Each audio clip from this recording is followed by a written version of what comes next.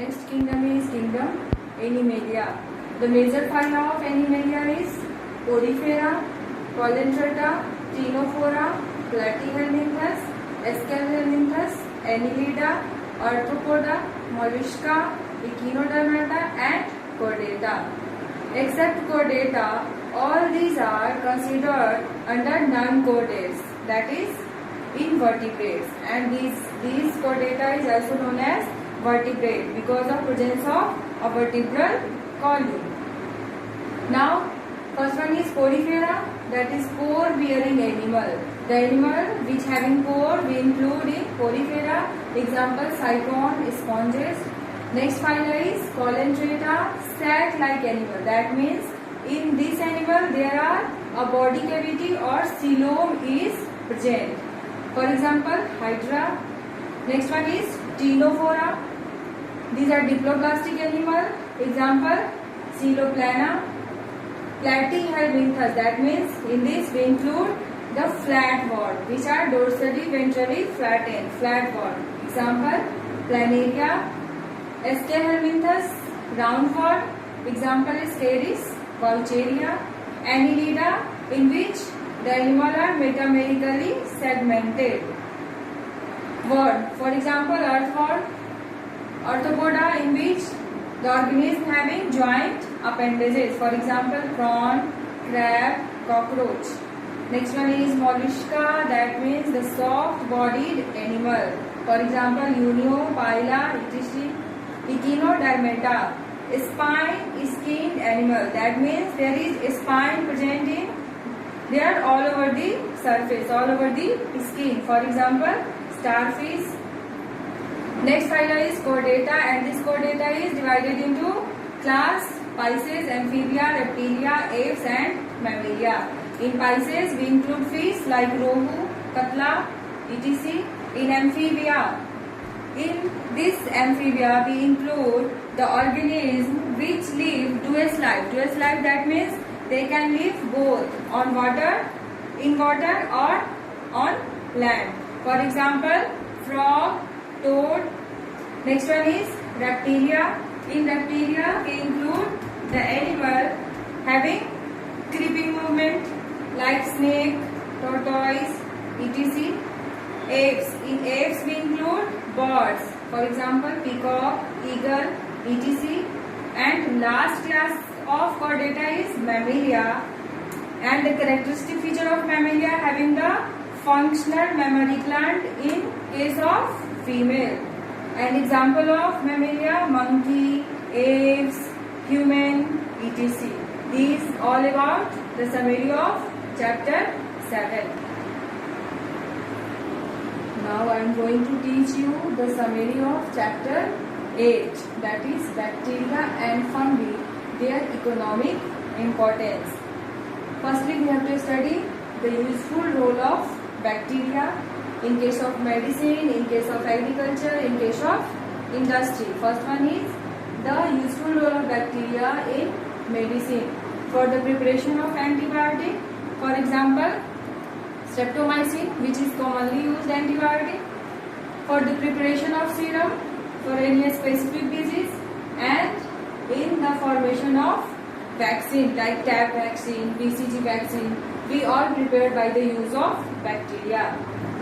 Second one is in case of agriculture, in which we have to study the nitrogen cycle and the role of Nitrosomonas, Nitrobacter, other bacteria in case of nitrogen cycle. Next one is useful role of bacteria in industry. For example, in curding of tea. In curding of tea, we gave them a specific color by the use of specific flavor by the use of bacteria, and in tanning of leather, we also used bacteria so that we can easily obtain leather from the skin. Now, the harmful role of bacteria. First one is spoilage of food. In our home, there are food spoiled by the bacteria, and if we eat that food, it can cause a serious health problem. These all occur by the bacteria. Next one is disease in plant like wilt of potato, gall formation, disease in animal like diphtheria and typhoid, and bioweapon. Bioweapon, that means when we use the bacteria or any microorganism for affected people, and this is known as bioweapon. That means we use this bacteria for cause a harmful disease which can harm a number of people. It is known as bioweapon. Next one is useful role of fungi. In case of rabies, we use the Saccharomyces cerevisiae. Mushroom cultivation, there are the mushroom which we use in our food is rich supplement of nutrition, and this is a fungi. In case of bakery, for the process of fermentation we use fungus, and in the industry of cheese processing we use fungus for different flavor of cheese. This all about the summary of your chapter 8. Now the summary of chapter 11, that is digestive system. Digestive system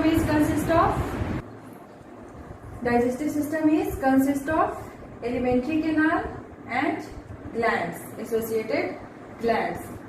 The alimentary canal of human digestive system is divided into 8 parts: mouth, buccal cavity, pharynx, esophagus, stomach, small intestine, large intestine, and anus. Now we will study about the alimentary canal, parts of alimentary canal in short. First one is mouth. Mouth help to ingest the food. After mouth, we consider buccal cavity. In buccal cavity, there are presence of tongue, teeth, which help in the process of mastication of food and mixing the food with saliva. Third one is pharynx. Pharynx is the common passage for both for food and air. And here is in the food pipe there is a opening is present which is known as glottis, and this glottis is guarded by epiglottis so that the food do not enter into the nasal chamber. Next one is esophagus. Esophagus is a pipe-like structure. Here, by the movement of peristalsis, the food enter into the stomach. Main function of digestion take place in the stomach and small intestine. After stomach, the food enter into the small intestine. This small intestine is divided into 3 parts: duodenum, jejunum, and ileum. Duodenum, after the stomach, the food enter into the duodenum part of the small intestine, then jejunum, and then ileum. Here the absorption and digestion, both process take place in the small intestine. After that, there is large intestine, which is further divided into 3 parts: caecum, colon, and rectum. In this organ, there is no digestion take place. Here only the absorption of water take place in the large intestine. After that, the ingested food or waste material excreted after the digestion of food is exit our body through this part of alimentary canal, that is anus. Now the glands of digestive system. First one is salivary gland, and the function of salivary gland is to secrete saliva, and this saliva contain an enzyme which is known as salivary amylase, which help in digestion of starch. This salivary gland is consist of 3 pair of glands: parotid gland, which is present to the near external pinna on both sides, submaxillary and sublingual. Submaxillary is present on the lower jaw, end of the lower jaw, and sublingual present in the below the tongue. Next one is gastric gland, which is present in the internal lining of the stomach, and the secretion of gastric gland is known as gastric juice. in which the pepsinogen, protein and lipase enzyme is present, which help in digestion. Next gland is pancreas, and the secretion of pancreas is known as pancreatic juice. And this pancreatic juice contain amylase, trypsin and lipase enzyme for the complete digestion of food. And the last gland is liver, and the secretion of liver is known as bile juice, and this bile juice is after secretion stored in the gallbladder, and they after storing in the gallbladder they secrete in the duodenum part of small intestine. These are about your chapter 11, that is digestive system. Now the summary of next chapter, chapter 14, respiratory system, in which we have to study about the structure of respiratory system. And the structure, there is presence of nostril, external airways, nasal cavity, and this nasal cavity is divided into two by a nasal septum. After that, pharynx, which is the common passage for both for food and for air. After that, the air into the larynx. After this larynx, the air enter into the trachea. Trachea is formed by the C-shaped cartilaginous cell, which help them to passes the oxygen without collapsing the trachea.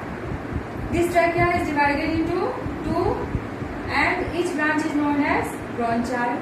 When this bronchi is divided into many branches, then these branches is known as bronchiole, and the last bronchiole, which is known as respiratory bronchiole, here the alveolar sac or alveoli is present, where the actual gases exchange take place, and this all alveoli, bronchi and bronchiole is present in the lung.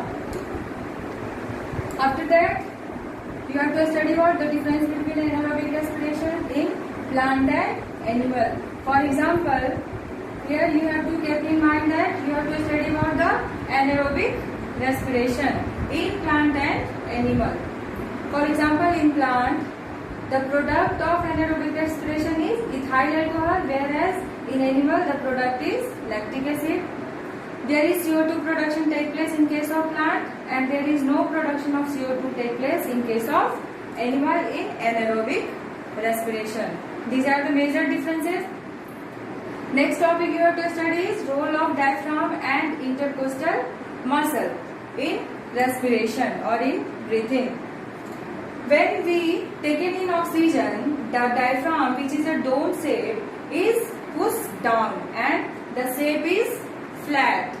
Hence the diaphragm is only up and down, and the intercostal muscle is expand and contract. By the expandation and contraction of intercostal muscle and up and down movement of the diaphragm, the process of respiration, in which we involve inspiration and expiration, take place.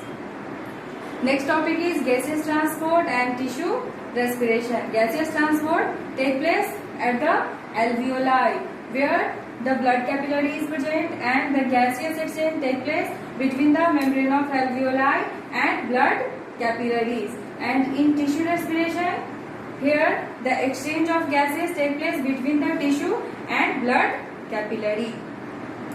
After that, you have to study about the respiratory volume, like tidal volume, respiratory reserve volume, expiratory reserve volume, etc. The next topic is effect of altitude on breathing. When we go higher on the altitude, there is the atmospheric pressure decreases, and in the decreased atmospheric pressure, it is not ability to take sufficient oxygen in, so there is always suffocation take place at higher altitude. After that, asphyxiation. Asphyxiation, when the CO2 concentration in blood is increased, and whenever the concentration of CO2 is increased in our blood, it is not possible to take sufficient oxygen, and this condition is known as asphyxiation. After that, you have to study the hypoxia. It is also a condition where the availability of oxygen is decreases, and in that case we cannot get the sufficient oxygen. And this all about your chapter 14, that is respiratory system.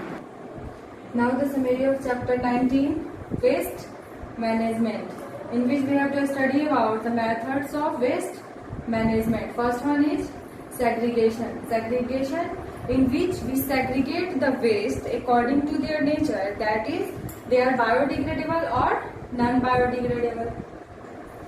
Second one is dumping, in which we dump the waste in an isolate area. After that, composting, in which we convert the biodegradable product in the form of compost. And this is also the process of garden waste converted in compost. Next one is use of scrubber and electrostatic precipitator, in which we remove the waste particles or waste material from the air. This is the method of purify the air. After that, we have to study the treatment of effluent before discharge, and this topic is same in sewage treatment plant, that before drainage the water, how can we treat the sewage. Next one is segregation of domestic waste into biodegradable and non-degradable. Biodegradable waste, in which we include the waste which can be converted either by chemically or either by microbes in degradable substance or in non-toxic substance. And bio-non-degradable, in which we cannot convert these waste material in non-toxic compounds, for example plastics, etc. Next one is incineration. Incineration is the burning of waste in large furnace, in which we decrease the huge amount of waste in lesser time. This is the process of incineration, and this is all about the summary of chapter 19.